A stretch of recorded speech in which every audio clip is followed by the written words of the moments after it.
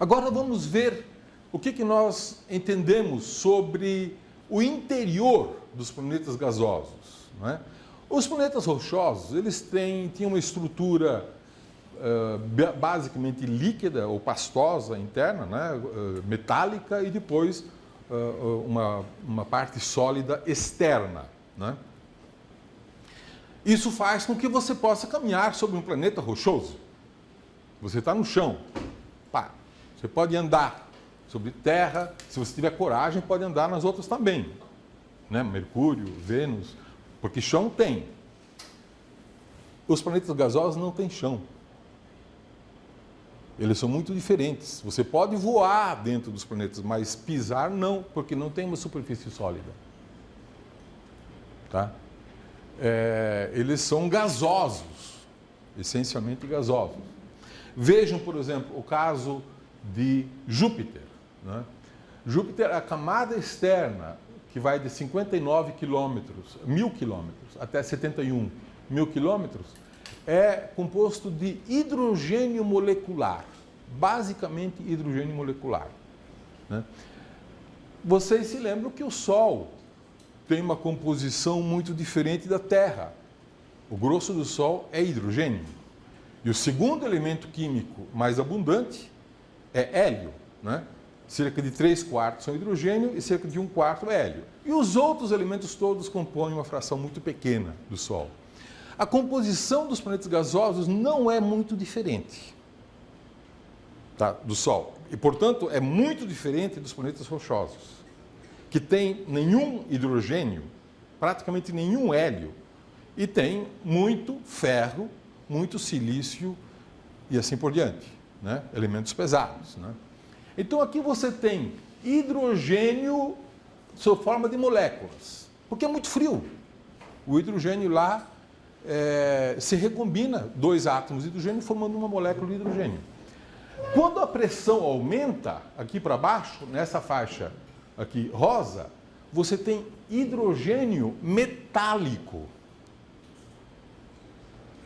Como assim? Vocês acham que hidrogênio pode ser um metal? O que é um metal? Um metal, ferro é um metal, cobre é um metal, alumínio é um metal, né?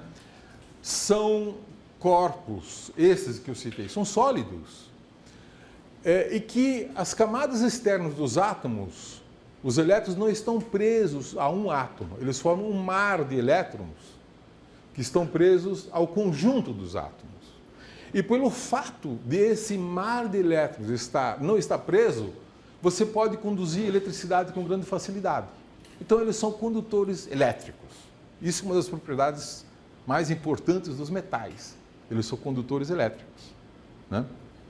Mas o metal não precisa necessariamente ser sólido. Por exemplo, o mercúrio, o elemento químico mercúrio, é um metal e está sob forma de estado líquido, não é? Ele também conduz corrente elétrica muito bem. No interior de Júpiter e também no interior de Saturno, você tem hidrogênio metálico. A pressão é tão grande que a densidade fica tão alta, ele é tão comprimido, que os elétrons da molécula do hidrogênio, eles não estão mais presos a uma molécula. Sim, eles estão presos a todas as moléculas, formam um mar de elétrons, né? E, portanto, o hidrogênio molecular também poderia ter uma grande condutividade elétrica, né?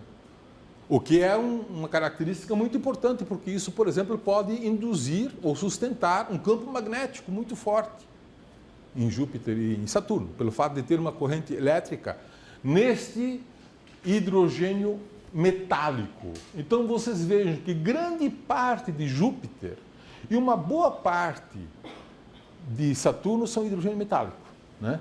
De 14 a 59.000 quilômetros, 14.000 quilômetros a 59.000 quilômetros é hidrogênio metálico. E aí para baixo você tem uma camada de gelo, H2O em estado sólido, né? E depois rocha, Bem lá no centro você tem um núcleozinho de rocha. Esse núcleozinho de rocha existe em todos os 4 planetas gasosos e quase todos do mesmo tamanho, né? De 0 a 7 km, de 0 a 10 km em Netuno, né? Depois você tem camadas de gelo e Urano e Netuno têm camadas de hidrogênio molecular, mas não tem camadas de hidrogênio metálico. Quer dizer, a pressão e a densidade não são suficientes para comprimir o hidrogênio para o estado metálico, né? Então, é um tipo de estrutura muito diferente dos planetas rochosos e muito diferente das estrelas, do Sol, por exemplo, né? Imagine, vocês já ouviram falar em algum outro lugar onde possa existir hidrogênio metálico? Apenas em 2 planetas gasosos no sistema solar, né? Talvez em outros sistemas possa existir também. Nós sabemos, medindo a irradiação de Júpiter, nós sabemos que ele emite 2 vezes mais energia do que ele recebe do Sol. E a energia se conserva. Então, de onde vem a outra metade da energia de Júpiter? Se ele irradia o dobro do que recebe do Sol, né? E tem uma explicação muito simples. Vocês se lembram que, para explicar a energia do Sol, 2 cientistas chamados Kelvin e Helmholtz bolaram uma teoria de que o Sol produz a sua energia pela contração gravitacional, transformando então a energia gravitacional potencial em energia interna. Ao se contrair, ele aquece e pode então irradiar. Ele poderia irradiar durante 100 milhões de anos, por esse mecanismo de Kelvin-Helmholtz, da contração gravitacional. Nós sabemos que esse mecanismo não explica a energia do Sol. E hoje nós sabemos que o que explica a energia do Sol é a fusão termonuclear do hidrogênio sendo transformado em hélio. Mas em Júpiter, tem uma massa muito menor do que o Sol. Quando Júpiter se formou, ele se contraiu muito mais lentamente, aquecendo o seu interior. Tá certo? E esse aquecimento parou de aquecer quando Júpiter, enfim, se estabilizou, mas o calor interno foi mantido e foi sendo irradiado aos poucos. Como a temperatura é muito baixa, ele irradia pouco e, portanto, leva muito tempo para aquela energia acumulada no seu início ser irradiada. Ainda está irradiando, ele ainda tem energia fóssil da sua contração. Então, é ainda a energia fóssil do mecanismo de Kelvin-Helmholtz de contração do planeta, né? Então, essa teoria não explica a energia do Sol, mas explica a teoria, a energia emitida por Júpiter. Só que Júpiter não está mais se contraindo agora. Se contraiu na formação, quando se formou, né? E acumulou energia. Essa energia ainda está sendo gasta, ela ainda está sendo irradiada, né? No caso de Saturno, a história é muito diferente. No caso de Saturno, você tem o mecanismo de Kelvin-Helmholtz, da contração gravitacional, acontecendo agora. Como assim? O planeta está se encolhendo? Não. O planeta está estável, mas ele tem uma camada muito grande de hidrogênio molecular e de hélio. E o hélio é mais pesado do que o hidrogênio. O átomo de hidrogênio é 4 vezes mais pesado do que um átomo o átomo de hélio é 4 vezes mais pesado do que um átomo de hidrogênio. Um átomo de hélio é 2 vezes mais pesado do que uma molécula de hidrogênio. Então, o que pode acontecer? Pode haver uma sedimentação. O hélio pode se difundir para o centro por gravidade, né? Porque as partes, quando você mistura água com óleo, você chacoalha bastante e deixa sedimentar, a água vai para o fundo e o óleo fica na superfície. Por quê? Porque o óleo é mais leve, a água mais pesada. Na atmosfera de Saturno, isso está acontecendo agora. Não na atmosfera. Todo o interior de hidrogênio molecular, o hélio está se sedimentando por ser mais pesado. Então o hélio está se difundindo para o centro. E com isso, está havendo uma contração gravitacional do hélio, apenas do hélio, e liberando energia gravitacional, e que pelo mecanismo de Kelvin-Helmholtz aquece o planeta. E é esse calor que está sendo irradiado, né, irradiado hoje. É uma coisa, um mecanismo realmente muito curioso, de que há uma sedimentação, né, do hélio para baixo, e é isso que está gerando energia, de origem gravitacional. Né?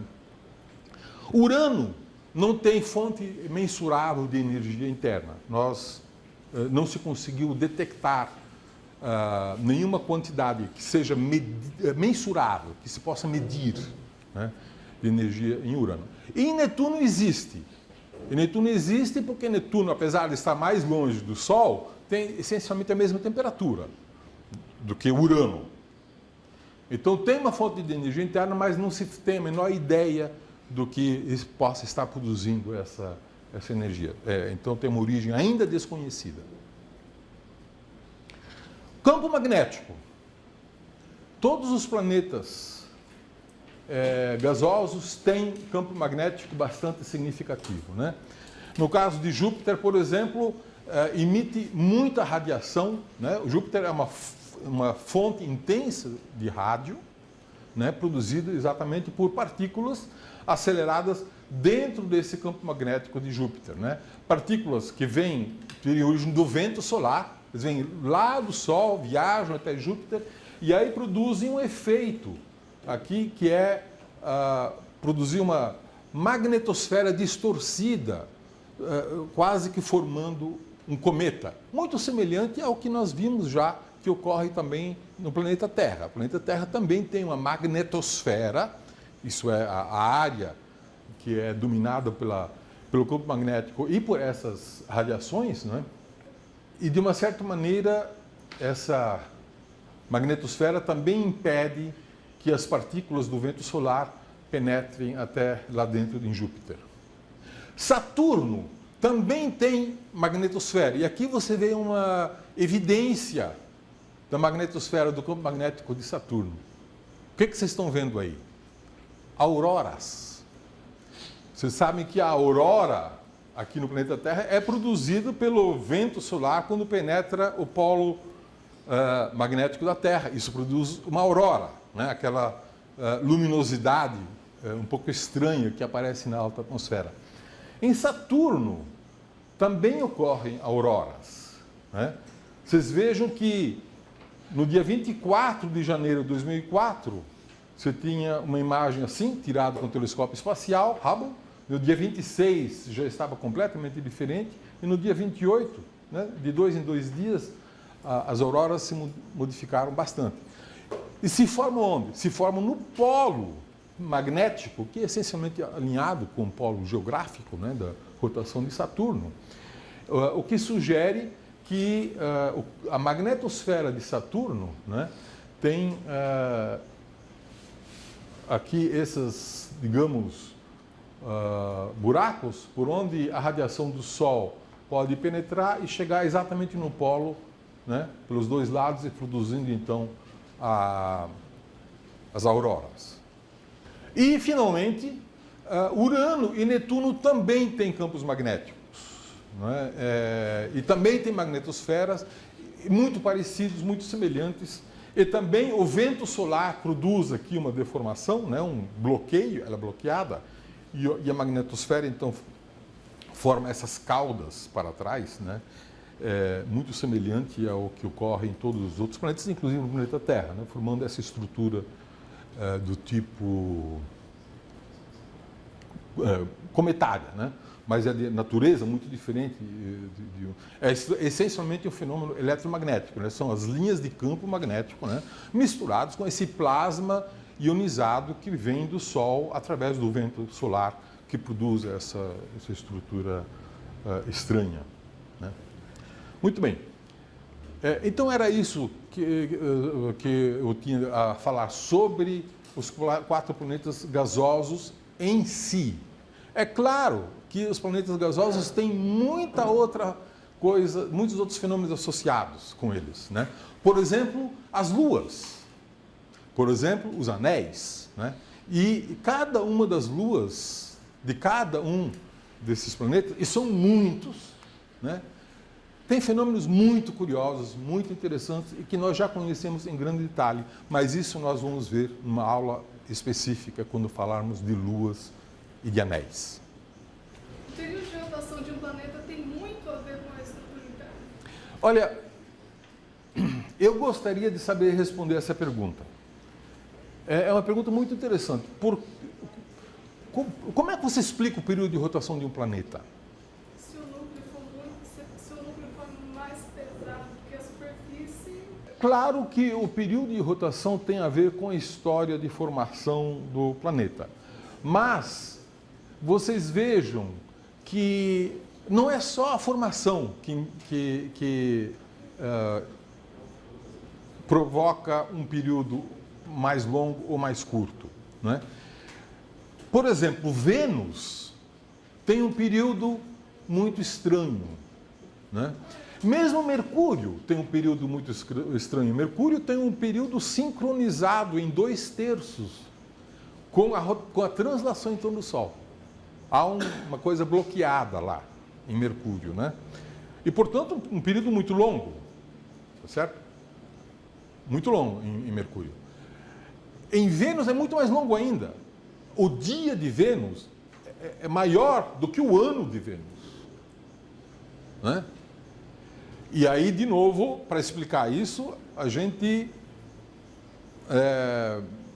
intercede a explicação de todas as coisas curiosas. Houve um impacto, né, de um grande asteroide e que fez, nesse impacto, o planeta passou a girar muito mais lentamente, né?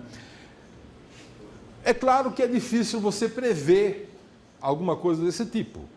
E é razoável entender que, se isso é verdade, se o período de Vênus foi definido por um impacto, então cada planeta pode ter um período muito distinto. O curioso é que Júpiter, Saturno, também tiveram muitos impactos no passado e que não deixaram registro porque não são sólidos, são gasosos. Agora, se Júpiter engolir uma lua ou um asteroide, mesmo entre os mais massivos, ele não vai se portar muito, não. O período de rotação vai continuar o mesmo, porque a massa é muito maior, né? Se representa um efeito muito pequeno. Então, talvez por isso que esses planetas gasosos giram em torno, todos muito rapidamente e todos quase com o mesmo período, né? Porque eles não foram perturbados por colisões. Desenvolver um modelo para saber que em Júpiter tem hidrogênio em tal lugar, rocha em tal lugar. Eu pensei que teria a ver com a rotação, não é? Não, tem a ver com rotação, mas esses modelos, eles são muito sofisticados, né? E levou-se muito tempo para conseguir um modelo que explicasse todas as observações dos planetas. Muito mais tempo do que os modelos das estrelas.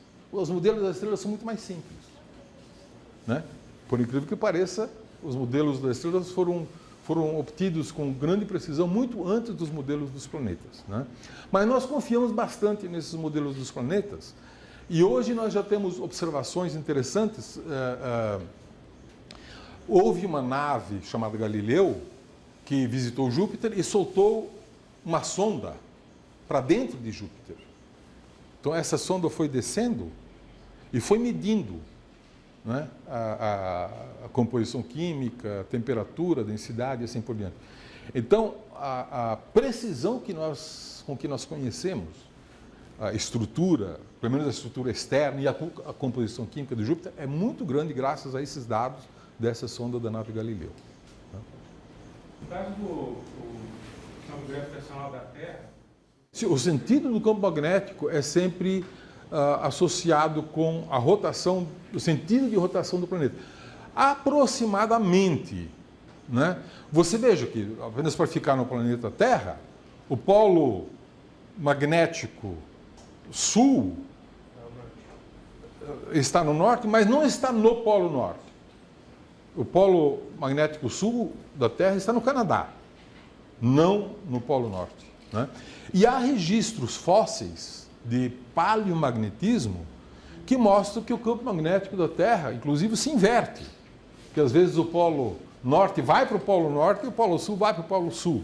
Há inversões disso, né? Então não é uma coisa muito estável no sentido do tempo geológico. Claro que isso não ocorre de um ano para outro, mas pode ocorrer ao longo de milênios e de milhões de anos. Aqui. Esse núcleo rochoso, ele tem uma composição semelhante à dos planetas rochosos, ou dentro dele teria mais coisa, ou é apenas só rocha? Acredita-se que a composição química original do sistema solar, que formou o sistema solar, né, é uma composição química muito semelhante à composição química atual do Sol, né, do interior do Sol, exceto o seu núcleo, onde o hélio já foi muito enriquecido. Mas no resto você tem uma composição química que é essencialmente hidrogênio, o mais abundante, hélio, e depois tem elementos químicos menos abundantes, entre os quais você encontra oxigênio, ferro, silício e assim por diante, né? Então, se esses elementos químicos estão presentes em Júpiter e Saturno, e não há nenhuma razão para pensar diferente, porque eles se formaram na mesma nebulosa, da mesma composição química original.